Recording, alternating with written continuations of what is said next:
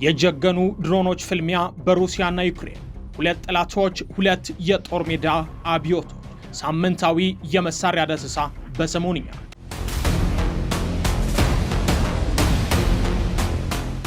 የዩክሬንና ሩሲያ ጦርነት ከታንክና ከመድፍ ውጊያነት ተሻግሮ ከሚሳኤል ድብደባና የፊት ለፊት ጥቃት አልፎ አሁን ወደ አደገኛ ምዕራፍ እየተሸጋገረ ሲሆን በዚህኛው ምዕራፍ ደግሞ ገዳይ የሆኑ እጅግ የረቀቁ የቴክኖሎጂ የፈጠራ ውጤቶች እየተተገበሩበት ጦርነቱ በከፍተኛ ፍጥነት ወደ ጦርነት ቤተ ሙከራነት እየተቀየረ ነው። በተለይም ከቅርብ ጊዜ ወደ የተገኙ የጦር ሜዳ መረጃዎችና የስለላ ሪፖርቶች የሚያሳዩት የጦርነቱ አደገኛ መልክ ለዓለምም አስፈሪ እየሆነ እንደሆነ ነው። ጭራሹን አሁን የሰው አልባ የጦርነትን ጥግ የሚያሳዩ ሁለት የተለያዩ እጅግ አደገኛ ሱፐር ድሮን የውጊያ መሳሪያዎች በሩሲያና በዩክሬን በኩል ተገልጠዋል። በተለይም ከሩሲያ በኩል በተለመደ ድሮንና በክሩዝ ሚሳኤል መካከል ያለውን መስመር ያደበዘዘ እጅግ አስፈሪና አሸባሪ መሳሪያ ተገልጧል። ከዩክሬን በኩል ደግሞ ከራሱን አጥፊ የድሮን ቦምብነት ወደ ሙሉ ለሙሉ ታጥቆ ወደሚዋጋ ሮቦቲክ የጦር መሳሪያነት የተሻሻለ የባህር ላይ አዳኝ መጥቷል። ሁለቱ ድንቅ ትጥቆች በሰሞንኛ አንድ በአንድ ይዳሰሳሉ። ድንቅ ብቃታቸውም ይገልጣል። እስከ መጨረሻው አብራችሁን ቆዩ።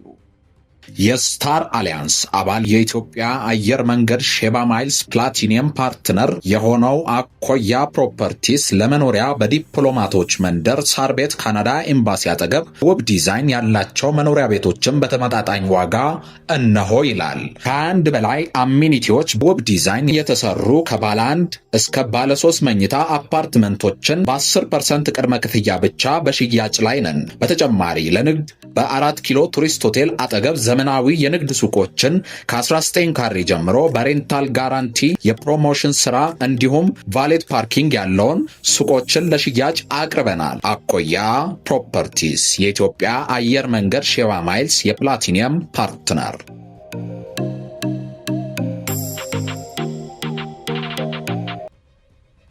የሩሲያው አዲስ ባለጉልበት ጌራን 5 አደገኛ ድሮን በጀት ሞተር የሚሰራው አሸባሪ ምን ያክል አደገኛ ነው? ይህ ሩሲያ የተጠበበችበት ጌራን 5 አደገኛ ድሮን የማውደም አቅሙ ከቀደምት መሰሎቹ ጋር ሲነጻጸር በከፍተኛ ሁኔታ የተሻሻለና አደገኛ ነው። ቀደም ሲል የነበሩት በአየር ላይ የሚቆዩ ተተኳሾች በዝቅተኛ ፍጥነታቸውና በትንሽ የፈንጅ መጠናቸው ምክንያት ብዙውን ጊዜ እንደ አነስተኛ አጋዥ ይቆጠሩ ነበር። ጌራን 5 ግን ከቀላል የክሩዝ ሚሳኤል ጋር የሚመጣጠን ጥቃት ማድረስ የሚችልና አስፈሪ ሆኖ የተገለጠ እጅግ አደገኛም አውዳሚ ነው። ድሮኑ ሩሲያ ትክክለኛ ታርጌቶች ናቸው የምትላቸውን ጠላት የመሸገባቸውን ህንፃዎች ለማፍረስ፣ የኃይል ማከፋፈያ ጣቢያዎችን ከጥቅም ውጭ ለማድረግ ወይም በኢንዱስትሪ መሰረተ ልማቶች ላይ ከፍተኛ ውድመት ለማድረስ በቂ የሆነ ማለትም 90 ኪሎ ግራም የሚመዝን ግዙፍ የፈንጅ ራስ ወይም ዋርሄድ ይሸከማል። ሆኖም ግን የዚህ መሳሪያ እውነተኛ ጥንካሬ ያለው በሚሰራበት መንገድና አረሩን በሚጥልበት ዘዴው ላይ ነው። ድሮኑ በሰዓት 600 ኪሎ ሜትር የሚደርስ ፍጥነት ያለው ሲሆን ኢላማ ቀድሞ በመገመት ለሚተኩሱ የተለመዱ የጸረ አውሮፕላን መሳሪያዎች እጅግ አስቸጋሪ የሆነ የከባድ ተወርዋሪ ጉልበት ወይም ኬኔቲክ ኢነርጂ ይፈጥራል። የዚህ ጉልበት መነሻ ምክንያት ደግሞ የተገጠመለት የጀት ሞተር ነው። በአንዴ የመወርወር አቅሙ እስከ 1000 ኪሎ ሜትር የሚደርስ ሲሆን ይህም ሩሲያ በዩክሬን የኋላ ደጀን ውስጥ እስከዛሬ በዚህ ክብደት ካየናቸው መሳሪያዎች ሁሉ በተለየ ጠንካራና ፈጣን ምት እንድታሳርፍ ያስችላታል። የጌራን 5 ድሮን አዲስ ነገር ምንድን ነው? የጌራን 5 ትልቁ ፈጠራ ያለው በሞተር ስርዓቱና በአየር ላይ በሚኖረው እንቅስቃሴ ወይም ኤሮዳይናሚክስ ላይ የተደረገው አጠቃላይ ለውጥ ነው። የጌራን 2 ጫጫታ የበዛበትና ቀርፋፋው የፒስተን ሞተር ቀርቶ በምትኩ በቻይና የተሰራው ቴሌፍላይ ቲኤፍ የተሰኘ ቱርቦ ጀት ሞተር ተገጥሞለታል። በተለይም ከፕሮፔለር ወደ ጀት ሞተር የተደረገው ሽግግር የመሳሪያውን ወይም የድሮኑን የጥቃት ባህሪ ከመሰረቱ ቀይሮታል ማለት ያስችላል። የአውሮፕላኑ አካል ለከፍተኛ ፍጥነት እንዲመች ተደርጎ ከዴልታ ክንፍ ቅርጽ ወደ ሲሊንደር ወይም ሚሳኤል መሳይ ቅርጽነት ተቀይሯል። በተጨማሪም የውስጥ የኤሌክትሮኒክስ ክፍሎቹ በከፍተኛ ደረጃ ተሻሽለዋል። የዚህ ድሮን መኖር የተረጋገጠው ድሮኑ በተልኮ ላይ ሳለ በደረሰበት ጥቃት ተከስክሶ ሲሆን ከስብርባሪዎቹ የተገኘው መረጃ እንደሚያሳየው ደግሞ ለኤሌክትሮኒክ ጦርነት ወይም ጃሚንግ የማይበገረውን ባለ 12 ቻናል ኮሜታ M12 የሳተላይት መሪ ስርዓትን ወይም ናቪጌሽን ሲስተም የሚጠቀም ውስብስብ ቴክኖሎጂም ተገጥሞለታል። ምንም እንኳን የውጭ ማዕቀብ ቢኖርም ይህ የመሪ ስርዓት ከቴክሳስ ኢንስትሩመንትስ የተገኙ አካላትን ጨምሮ የምዕራባውያንና የቻይና ማይክሮ ኤሌክትሮኒክስ ድብልቅን በመጠቀም ኢላማውን በታላቅ ትክክለኛነት እንዲመታ ያስችለዋል።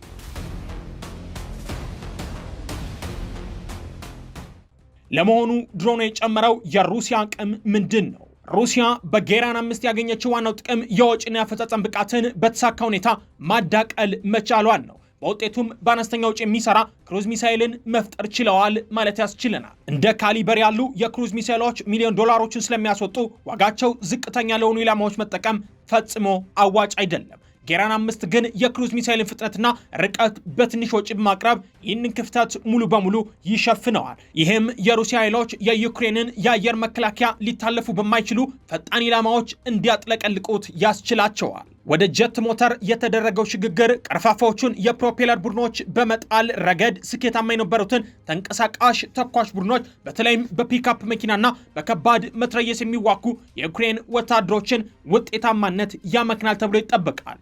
ዩክሬን በአንጻራዊነት ርካሽ ለሆኑ ድሮኖች ውድ የሆኑ የጸረ አውሮፕላን ሚሳይሎች እንድትጠቀምም በማስገደድ ሩሲያ በተከላካዩ ዩክሬን ላይ በገንዘብ ሊተመን የማይችል አደገኛ የኪሳራ ጫና ትፈጥራል።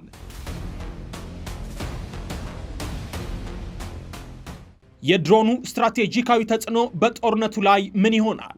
የጌራን 5 መምጣት በአየር ጦርነቱ ውስጥ አደገኛ ለውጥ እንዳለው ጦርነቱ ገና እየተጀመረ እንደሆነም ያመላክታል። ይህም ሩሲያ ዓለም አቀፍ እገዳዎችን በመተላለፍ ለጀት ሞተሮችና ለተራቀቁ ኤሌክትሮኒክስ ዕቃዎች የራሷን የውጭ አቅርቦት መስመር መዘርጋቷንም የሚያሳይ ነው። መሳሪያው ቀርፋፋ ድሮኖች የአየር መከላከያን ትኩረት ሲስቡ፣ እነዚህ ፈጣን የድሮን ጀቶች ደግሞ ሰብረው የሚገቡበትን የተቀላቀለ መንጋ ወይም ሚክስድ ስዋርምስ ስልት ለመጠቀምም ያስችላታል። ተከላካዩ ራዳሩን ለረጅም ጊዜ አብርቶ እንዲቆይ በማስገደድ ውድ የአየር መከላከያ ስርዓቶችን ለጸረ ራዳር ሚሳይሎች ያጋልጣል። በጠቅላላው ይህ መሳሪያ የጥፋት መሳሪያ ብቻ ሳይሆን ዋናዎቹ በሰው የሚመሩ ቦምብ ጣይ አውዳሚዎች ከመነሳታቸው በፊት የጠላትን የሚሳይል ክምችት ለማራቆት የተነደፈ የማድከሚያ ወሳኝ መሳሪያ ነው።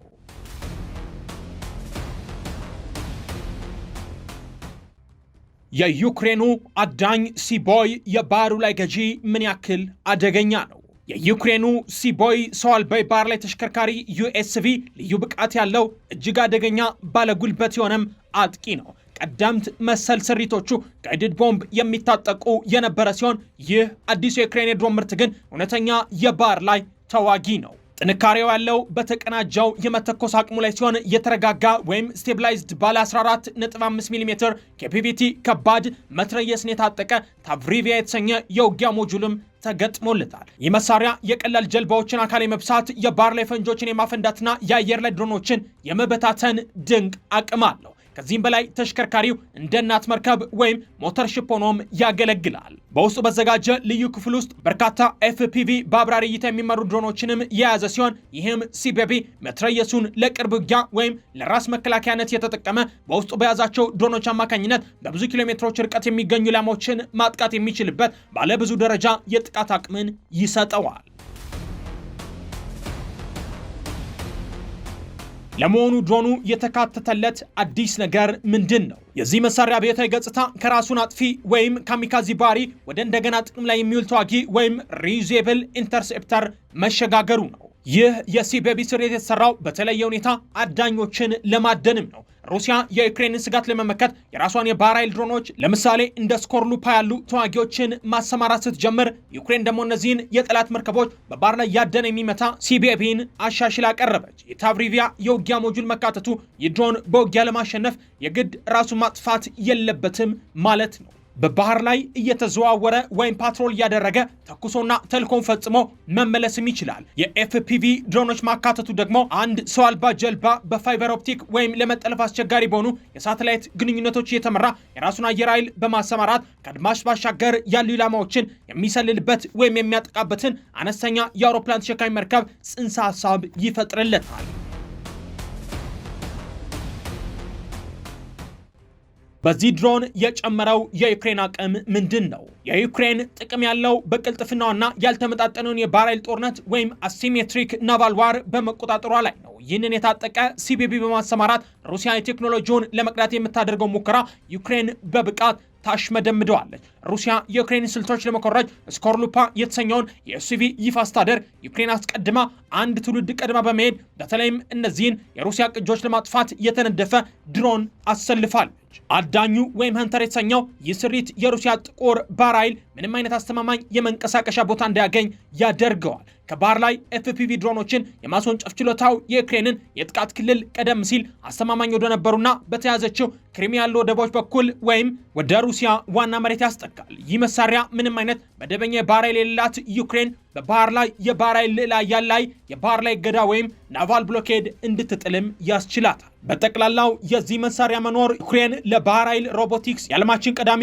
የሙከራ ሜዳ መሆኗን ያረጋግጣል። የሲቤቢ አዳኝ የባህር ላይ መከላከያ ስሌትንም ይቀይራል። ሲቤቢ በ14.5 ሚሜ መድፉ ሲያሸንፋቸው ወይም በጥገኛ ድሮኖቹ ከርቀት ሊመታቸው ስለሚችል እንደ ትናንሽ የጥቃት ጀልባዎች ወይም የባህር ዳርቻ መትረየስ ጎጆዎች አሉ ባህላዊ መከላከያ ዘዴዎች ጊዜ ያለፈባቸው ያደርጋቸዋል። ይህ የሚያሳየው ደግሞ የባህር ላይ ቁጥጥር በዲስትሮየሮችና በፍሪጌት መርከቦች ሳይሆን ጠላት ምላሽ ከመስጠቱ በፊት አይተው ተኩሰውና ወደ ማዕበሉ በሚጠፉ የታጠቁ ድሮኖች መንጋዎች ወደሚረጋገጥበት ሰው አልባ የባህር ላይ የበላይነት ወይም አንማንድ ናቫል ሱፔሪዮሪቲ መሸጋገሩን የሚያሳይ ነው። የተወደዳችሁ የሰሞነኛ ቤተሰቦች ለዛሬ ያዘጋጀላችሁ ጥንቅር ይህንን ይመስል ነበር። አብራችሁን ስለቆያችሁ ምስጋናችን ከልብ ነው። ሰብስክራይብ በማድረግ ቤተሰቡን በሌላ ጥንቅር እስክንገናኝ ድረስ ሰናይ ጊዜ።